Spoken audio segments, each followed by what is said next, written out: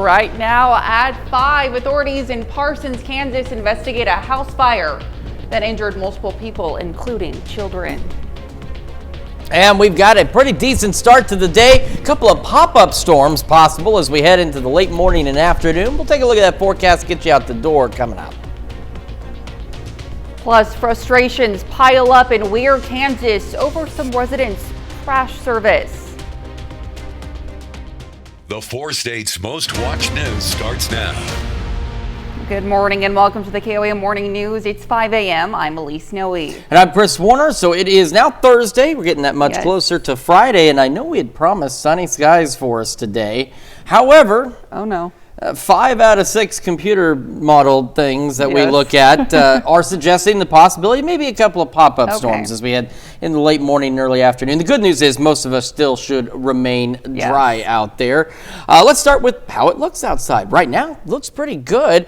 We've got mostly clear skies. The sun, not quite rising yet, but we're getting a little bit of daylight out there from our camera on the Cornell Complex, downtown Joplin. Looking pretty good from MoDOT camera, 32nd in range line in Joplin as well. And I keep forgetting that these are doubled up for some reason. I've got to fix that. So this is what we're talking about. By about 9 o'clock or so, excuse me, and heading into the afternoon, we could see a couple of stray pop-up showers or storms out there. I think most of us are going to remain dry, and I do think the future track may be overdoing it on coverage out there, but these could persist from about 9 to 4, and then we'll have maybe a stray shower or two lingering in the evening, but after that, these will clear out relatively quickly, so we're not expecting much. Of course, not anticipating any severe weather with any of this activity, and there's a fair chance as these are expected to maybe be pop-up storms, we may only see 1 or 2 of these showers out there. A little cooler as we start this morning. We've got some upper 50s and low 60s, even a couple of mid 60 degree readings, so a bit cooler than where we have been the last couple of mornings. Today, though, we're going to be a little bit warmer, so we've gone ahead and we've put up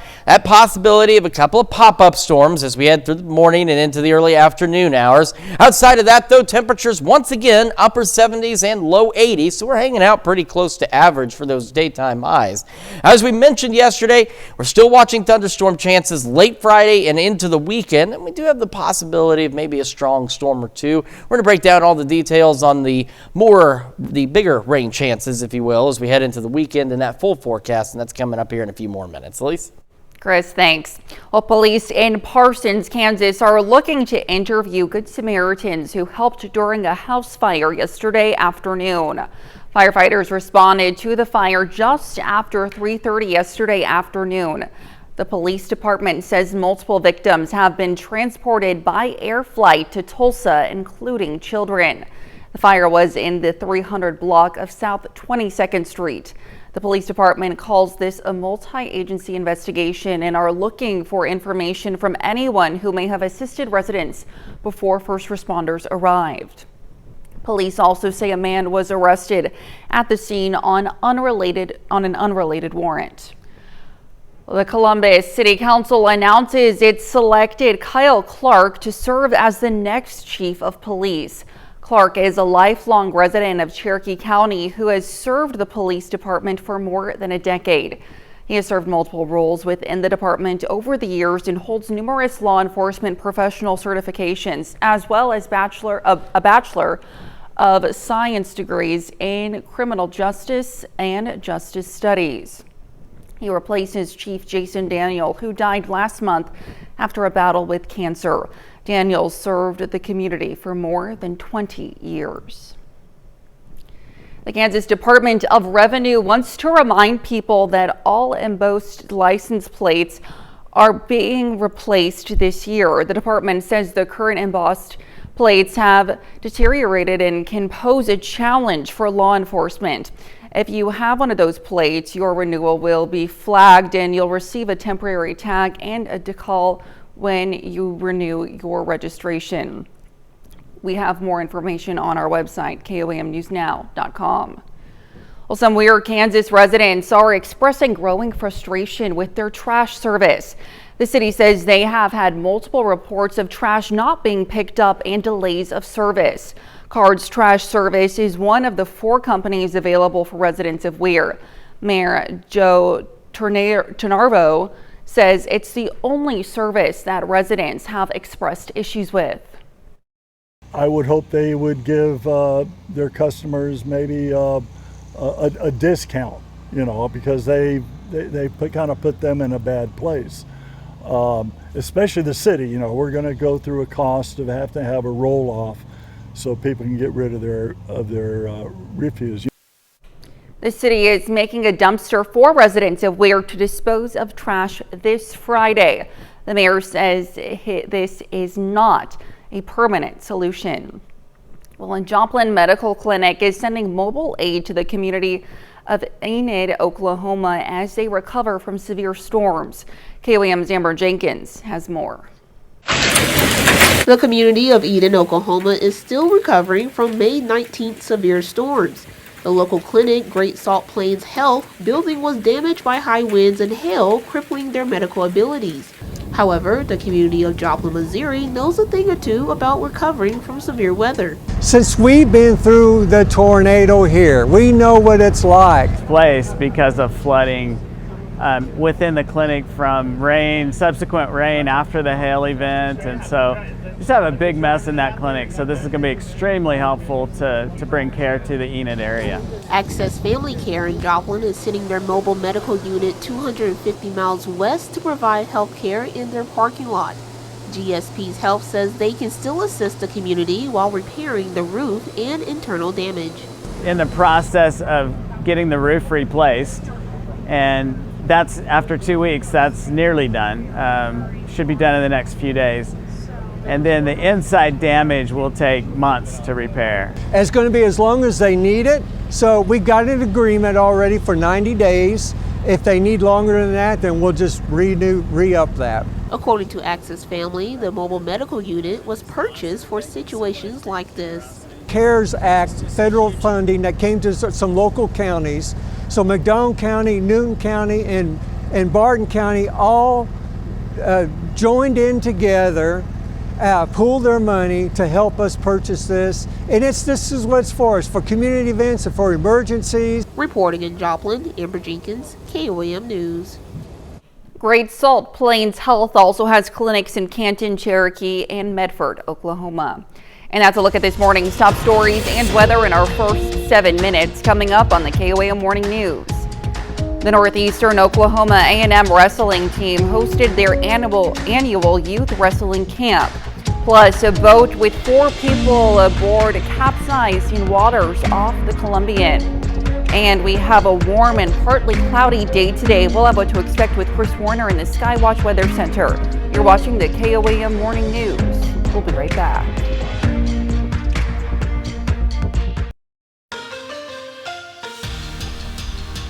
Northeastern Oklahoma A&M wrestling team is in the middle of their off season. This allows the team to spend some time this summer by hosting their annual youth wrestling camp. Hundreds of youth wrestlers from all over the 4 states take part in the 3-day camp at the NEO Fieldhouse. It gives the opportunity for kids high school age or younger to spend 3 days and 2 nights on campus to sharpen their skills and face top competition in front of college coaches. We just wanted to create something for local people, local guys to come to and wrestle. They didn't have to spend so much money, and make it a good situation, some good summer wrestling for them. And nobody's going to earn a scholarship here today. Nobody's going to win a national title or a state title here, but it's the fight, it's the constant getting better and things like that they are going to learn. The St. Louis Cardinals come into yesterday having only won 1 of their last 5 games, and despite some of the struggles, the Cardinals are only 3 games below 500. Cardinals at Houston taking on an old NL Central rival. Top of the 5th, St. Louis leads 2-0. Alec Burleson ropes this down the line for extra bases. Donovan scores, and the Redbirds lead 3-0. We go to the bottom of the 5th now. Anair Diaz shoots this one to the short porch in right, and it leaves the park for a solo home run. Astros make it a 3-1 game. So we go to the next batter. Trey Cabbage sends one into orbit, and this ball lands in the bullpen, and the Astros get back in the game after back-to-back solo home runs. It's now only a 3-2 Cardinals lead. Top of the 6th. It's about time this guy gets going. Nolan Arenado hits a rocket to the Crawford boxes for a solo bomb. Cardinals bounce back in the series finale. St. Louis wins 4-2. Over in the American League Central, the Kansas City Royals were originally scheduled to play last night, but this game gets postponed due to inclement weather at the Cleveland area. A makeup date is set for August 26th. That series will be part of a future doubleheader. And we've reached the final round of the Women's College World Series, a rematch of last year's title game between Oklahoma and Texas. OU is looking to become the first team in history to win 4 straight softball titles. It's a series best of 3 games. We begin with game 1 as Oklahoma does just what they do best. The Sooners dominate in this game by hitting the long ball. Oklahoma wins 8-3. OU is now only 1 more win away from winning the national championship. In NFL news, the Kansas City Chiefs agree to a contract with their 2024 first-round draft pick, Xavier Worthy. He signs a 4-year, $13.8 million deal with a 5-year option. Worthy is just a rookie as he was selected as the 28th overall pick by the Chiefs in April out of the University of Texas. Still to come, a birth control gel for men is showing promise in an early-stage clinical trial. Now we've got another check of that forecast when the KOAM Morning News returns.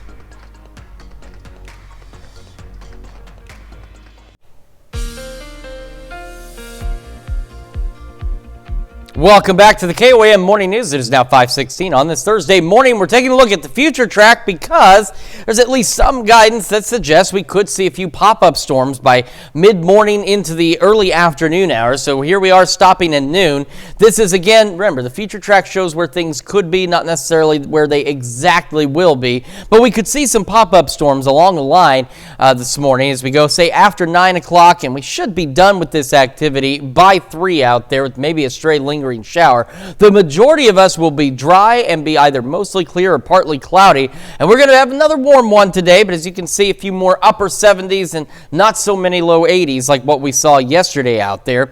As we go into our Friday, we're going to start off with the day mostly clear, just a handful of clouds out there, and we'll spend most of our Friday dry. However, there's that possibility of a stray shower or two in the evening Friday. Again, I think most of us will be dry. It won't be until Friday night and we see shower and thunderstorm chances begin to increase. So here we are as we go into Saturday morning at 1 a.m. We've got a line of thunderstorms out there, and some of these could be strong to low-grade severe. They will clear out, and the majority of our Saturday actually looks pretty good. We'll be partly to mostly cloudy, and then by late evening on Saturday, we start to see a few showers here and there, and then we'll see more thunderstorms late night Saturday into early Sunday morning out there, and some of those could potentially be strong to low-grade severe. So here's what we are looking at. Again, we could see an isolated pop-up storm or two today. Tomorrow, as we go into the, again, late night hours, some of the stronger storms look to be, at this point, confined to our northern counties. And then as we go into Saturday night into Sunday, we've got a more widespread risk, and it's a low risk, though, for some strong to low-grade severe thunderstorms out there. Quick look outside from our camera, 7th and range line. Skies are mostly clear. It is 62 in Joplin with a south breeze at about 3 miles an hour. Temperatures across the area are not too bad, but we are cooler than where we were yesterday. As we mentioned last night, it was going to get to be a somewhat chilly night for June. We've got some upper 50s in our southern counties, and we've got low to mid 60s elsewhere across the area. So again, a bit chilly for this time of year, but otherwise, I mean, the temperatures aren't bad, just not where they're supposed to be.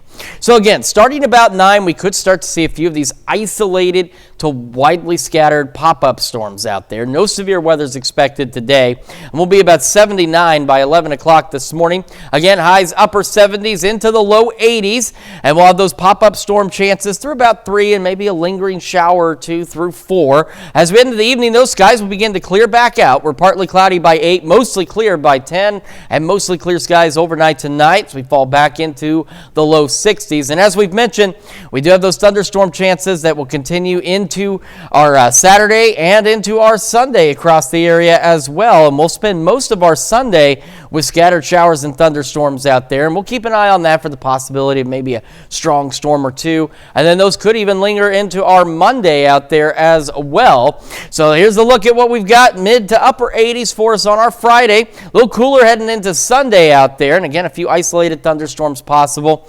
Monday, again, we could have a few lingering ones in the morning. And then we're looking to kind of dry out for a while as we head into next week with some isolated thunderstorm chances by next Friday.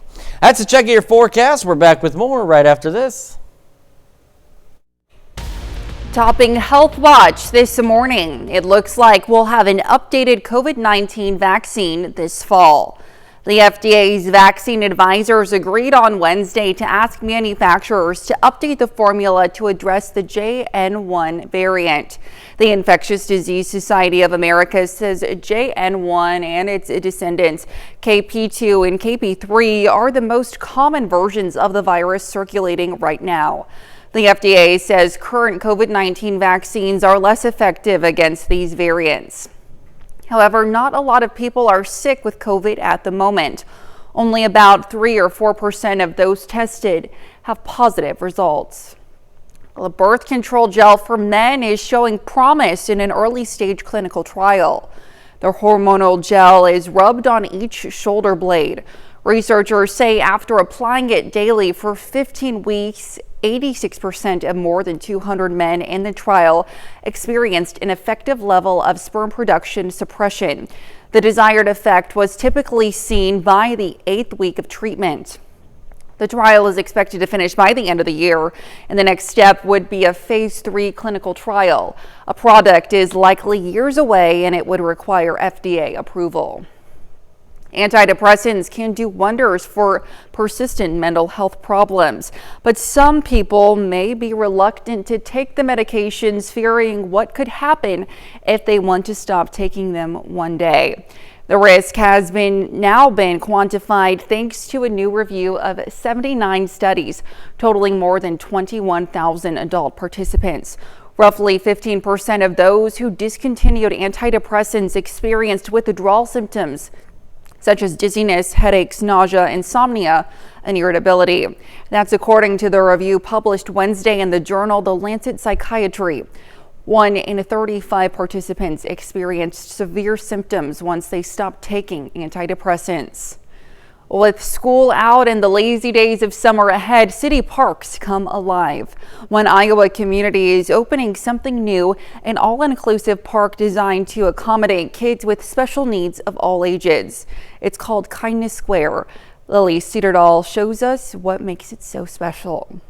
To see kids of all ages, of all sizes, of all abilities use this playground together and truly play with each other gives me goosebumps. For the past 2 years, the New Hampton Parks and Recreation Department has been working alongside local residents to redesign the playground at Runyon Park.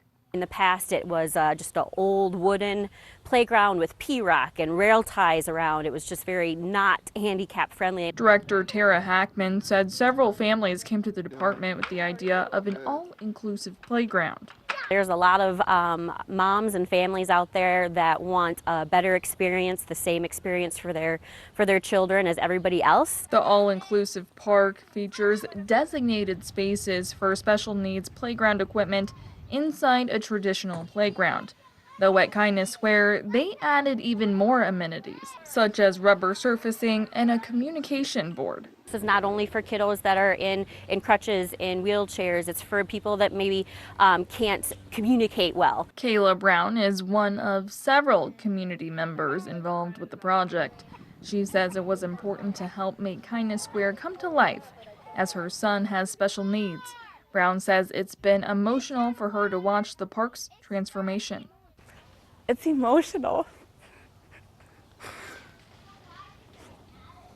I mean, it's just cool to see all kids being able to play together. And after months of construction, the gates are open to the public. Brown and her son already making valuable memories. Well, for us, we always drove to other towns or locations to be able to play in those inclusive parks, and now we're one of those places, we're one of those towns, and it's awesome. Kindness Square's grand opening was last night with an official ribbon cutting ceremony by city leaders. And that's a look at some of today's top health stories. You're watching the KOAM Morning News. And we've got a pretty decent start to the day out there. Mostly clear skies. Look at that sunrise over downtown. Looks beautiful. Could see a couple of pop-up storms for at least a few of us today. Well, there, look at your forecast when we come back.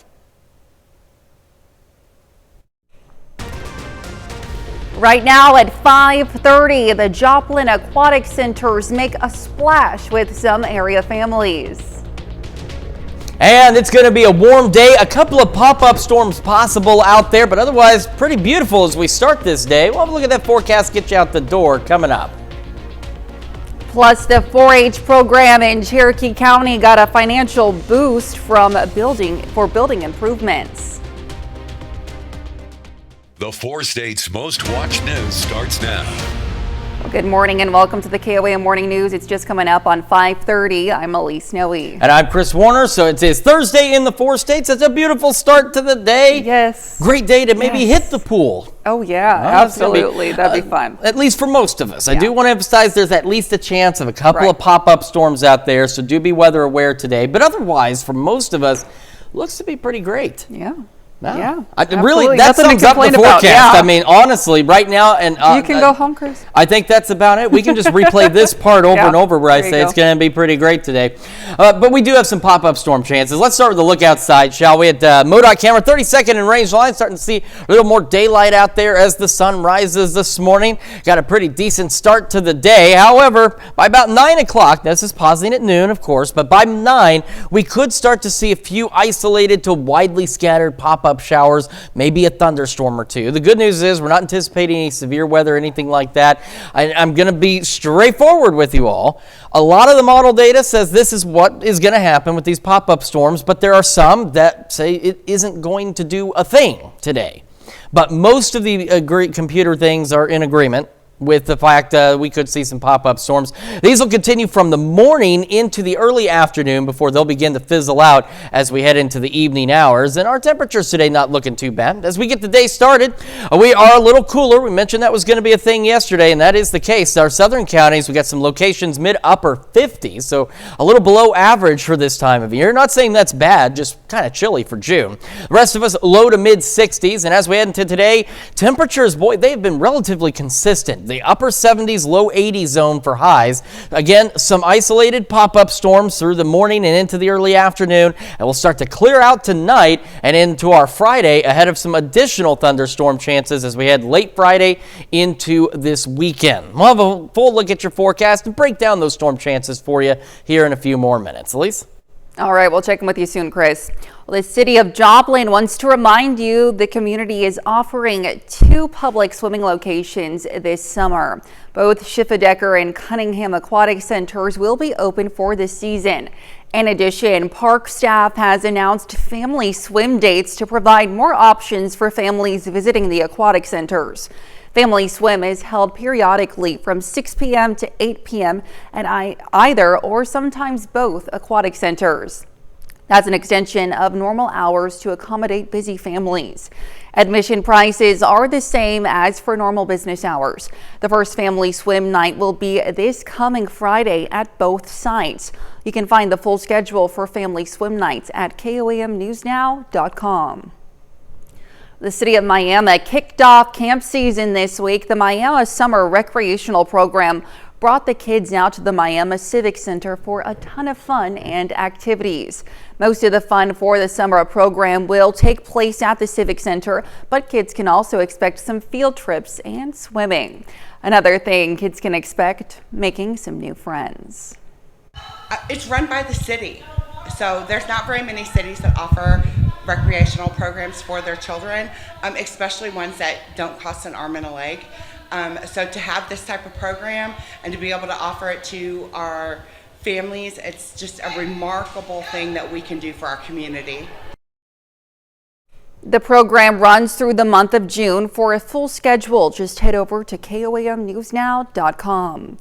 Cherokee County, Kansas 4-H yesterday raised money for building improvements. The organization hosted a barbecue meatball dinner and a silent auction of items including yard games, clothing, home decor, and fresh produce. Officials say the money raised will help update the building's kitchen, provide new bathroom cabinets, new windows, and cabinets for trophies and plaques. So we've had a lot of people who came through and have seen the updates that we've done over the last year, and they've been really excited about it. The walls have been the same since 1990, so what is that, 30 some years? So they really needed updated, and the fans didn't match, and so they matched. They were missing blades, So we've been able to get those updated. So the ceiling definitely is a big plus, and our new fans that go along to help out in the summer, especially when we're out here during July. It's pretty hot. It used to be really hot in here. Kids in the 4-H program helped run the event as part of a learning experience. Well, little library patrons in Chanute headed down a rabbit hole yesterday. The Chanute Public Library hosted a Mad Hatter Tea Party. The event featured Mary Berry Tea, listened to a reading of Alice in Wonderland, and just had fun. What they're hearing, for one thing, because it's an old story. It's a classic story. I hope they enjoy that. I hope they realize that fun things happen at the library. They can come and they can meet other kids and play with other people, and it's all fun. The group of kiddos ranged in age from 3 to 7. And that's a look at our top news stories coming up this half hour on the KOAM Morning News. Dozens of World War II veterans are in Normandy this week to mark 80 years since D-Day. Plus, Russian President Vladimir Putin speaks out about the war in Ukraine. We'll have the latest. You're watching the KOAM Morning News. Topping World Watch, dozens of World War II veterans from the U.S., United Kingdom, and Canada are in Normandy this week to mark 80 years since D-Day. The invasion in Nazi-occupied France helped end the war and liberate Western Europe from Hitler's control. The fight came at a heavy cost, which veterans still honor and remember today. Greg Palcott has the story. A somber tribute to fallen heroes in France.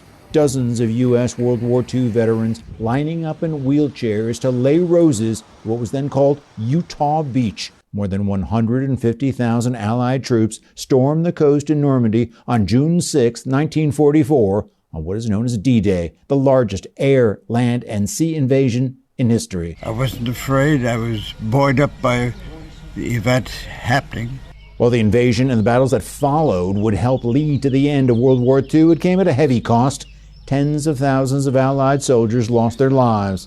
This week, vets from the U.S., Britain, and Canada came together to honor their fallen friends, including their enemies on the other side. We strut around and say, well, we beat the Germans. But the Germans lost thousands of men, and they had families just like me. Part of the day also included parades and reenactments, including one where hundreds of paratroopers from several nations parachuted into a historic D-Day drop zone in France.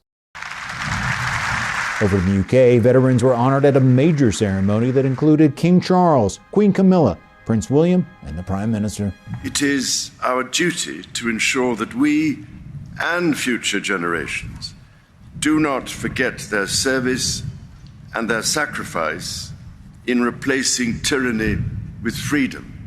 President Biden will also be paying his respects to fallen veterans at ceremonies near the beaches of Normandy on Thursday. Well, scary moments at sea in the Caribbean. A boat with 4 people aboard capsized in waters off the Colombian tourist town of Puerto Valero Sunday. Crew members were clinging to the last remnants of the boat that were still afloat before they were rescued. Officials rushed into action, throwing life preservers connected to ropes to pull the crew to safety. Colombia's Navy said a nearby Coast Guard patrol arrived within minutes of the distress call. The 4 rescued were taken to Puerto Valero Marina, where they were reunited with their families. The World Health Organization confirming the first fatal case of bird flu in humans. The organization says a person in Mexico with prior health issues contracted and died from the bird flu in April. The 59-year-old had been hospitalized in Mexico City and died after developing a fever, shortness of breath, diarrhea, nausea, and general discomfort. The case is the first laboratory-confirmed human infection from the flu. Scientists say the case is not related to the outbreak of H5N1 bird flu in the U.S. That, at this point, has infected 3 dairy farm workers.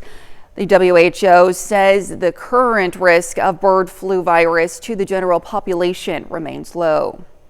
Well, Russian President Vladimir Putin spoke about a range of topics in an unusual appearance in front of the press. It comes as President Biden is in Europe, where he will meet with Ukrainian President Zelensky. Connor Hansen reports. In a rare event, Russian President Vladimir Putin took questions from an international group of journalists. Russia's war with Ukraine dominated the conversation. Putin was asked what it would take to end the conflict. If you want to stop combat actions in Ukraine, stop supplying weapons, and hostilities will end in 2, maximum 3 months. The U.S. and allies have been doing the opposite, continuing to send military aid. And in a recent change of policy, Ukraine used U.S.-supplied weapons to strike certain targets inside Russia. Putin claims Russia could do the same by sending its own weapons to places within striking distance of Western targets. The Russian president was also asked if he could resort to using nuclear weapons.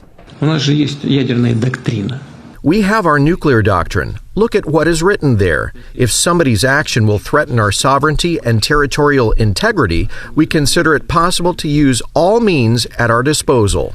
President Biden is traveling to Normandy for the 80th anniversary of D-Day. While in Europe, Biden will meet with Ukrainian President Vladimir Zelensky and other leaders to discuss the current state of the war. One of the things that President Zelensky will be focused on is air defense, how to defend the skies of Ukraine from Russian missiles and Iranian drones raining down on them.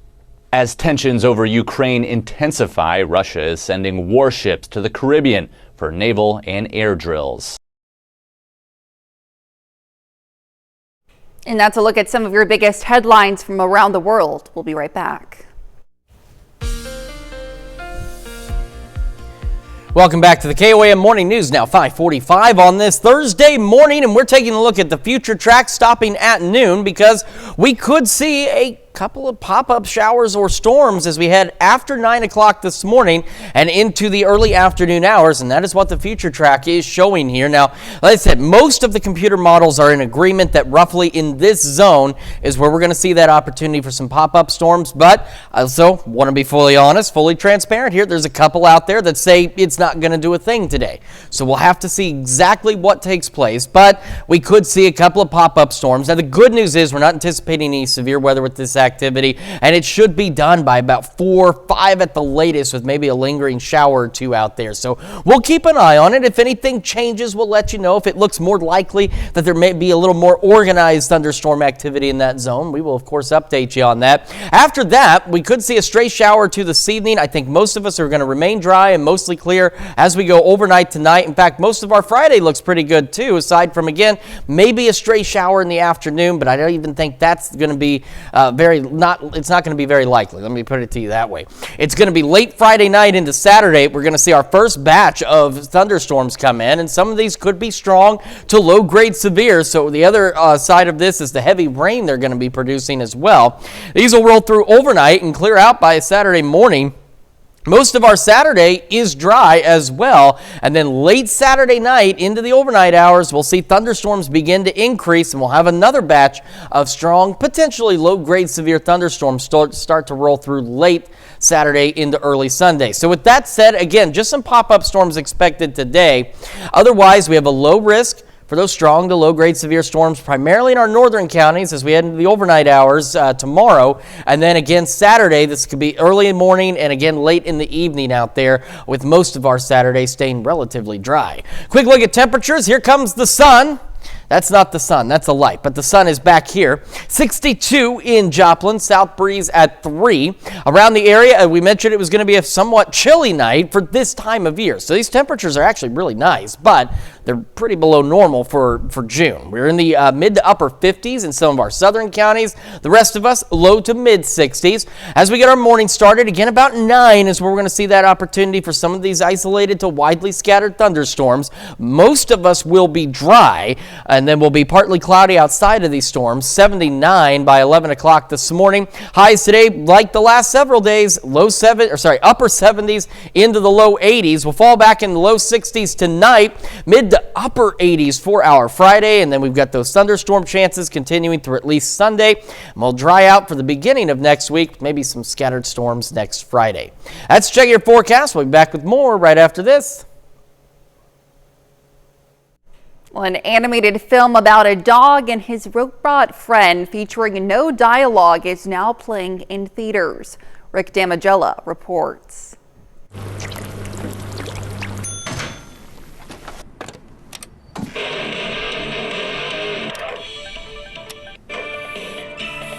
Set in New York City in the 1980s, the story of a lonely dog who finds friendship with a mail-order robot is told in Robot Dreams.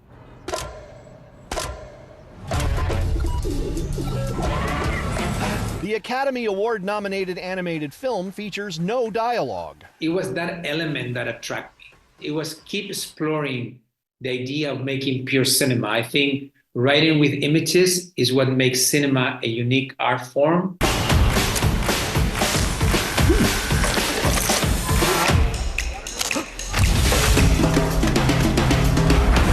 In a way, I feel a little bit like as a cinematic terrorist. You know, I really want to kind of like to tell other fellow directors, guys, let's not forget that cinema is about writing with images and not explaining everything with dialogue.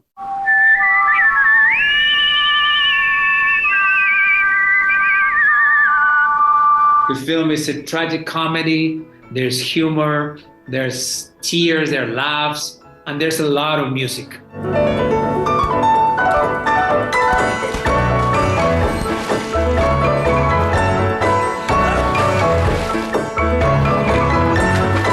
In Hollywood, I'm Rick Damagella. Well, a trio of crafty bears is let loose in an idyllic summer campsite to show just how important bear proofing is to your trip to the great outdoors. Jeremy Roth has today's. Take a look at this. Family camping in the summertime. What a way to make memories. Dad schleps all the gear and forgets something important. Dagblammit, where is that thing? Little Jimmy gets sick in the first hour. Grandpa has one too many and starts in on the federal government. I do my own research. I don't know why we don't do it more, honestly. This is all, of course, assuming that you have properly bear-proofed your campsite to prevent your fun fam-damly outing from turning into a truly grisly scene. Like this one, put on by the Oakland Zoo to show what can happen when you don't take the proper wild animal deterrent precautions. The zoo let a trio of burly bears loose on a mock family campsite, and they didn't hold back, quickly destroying the setup and ripping into goodies and gear. Oh no, not the homemade Taylor Swift sleeping bags, my Etsy store. The cautionary exercise was posted online along with a link to a site touting top tips to be bear aware whilst camping. Because beneath the trees where everyone sees, they'll rip in your tents and eat your mac and cheese, because that's what happens when you don't properly bear-proof your picnic or campsite. An outdoorsy family that made a wild dinosaur-y discovery in North Dakota are about to have the fruits of their fossil-finding labor put on display for the whole world to see. While hiking in the Badlands with their dad, 3 young boys stumbled upon a rare juvenile Tyrannosaurus rex fossil. Experts were called in, and the find was later unearthed with the help of the young fossil-finding trio. It was transported, curated, and studied, and will soon headline an archaeological exhibit at the Denver Museum of Nature and Science. For Take a Look at This, I'm Jeremy Roth. Quite the discovery there. Stick around. We'll be right back. Well, a California homeowner wakes up to find a bear wandering through their backyard. The bear sighting was reported in the San Luis Obispo Police Department on Tuesday morning. When officers arrived, they were able to determine that the brown bear was just trying to make its way back into its natural habitat. Officers from the California Department of Fish and Game were able to tranquilize the bear and release it back into the wild. The popular whiskey brand announces a one-of-a-kind Father's Day gift. Fireball Whiskey is teeing up the Fire Iron Golf Club for dads everywhere who love to play. It's decked out to hold up to 5 Fireball shooters. The brand says the unique gift is limited, so grab it while you can, starting tomorrow, June 7th, for the retail price of $24.99. I do not consume any alcohol on a regular basis, but I feel as though my already terrible golf game could improve significantly. 5 Fireball whiskey shots. 5. Well, it said 5 is what it could hold. Can you imagine anybody? You can't golf under those circumstances. I think they're just wanting to set up cameras and film the results of this. All right, let's look at what we've got. Some isolated to widely scattered thunderstorms starting to roll into the area after about 9 a.m. But in all honesty, looking at the Skywatch Storm Tracker, we're starting to see some showers and storms out there. 79 by 11. Now, be in mind, most of us will remain dry. These storms are expected to kind of follow a certain course. Most of us will be dry and partly cloudy, but those of us that see these storms could see them through about 4 o'clock before they clear out. Highs very similar to the last few days, upper 70s and low 80s across the area. Everything clears out by this evening and will be mostly clear overnight, going back into the low 60s. As we look ahead, our Friday looks great for the most part, and then by Friday night, thunderstorms roll in, continuing through Sunday, and will dry out for the beginning of next week. That's Check Your Forecast. We're back with more after this.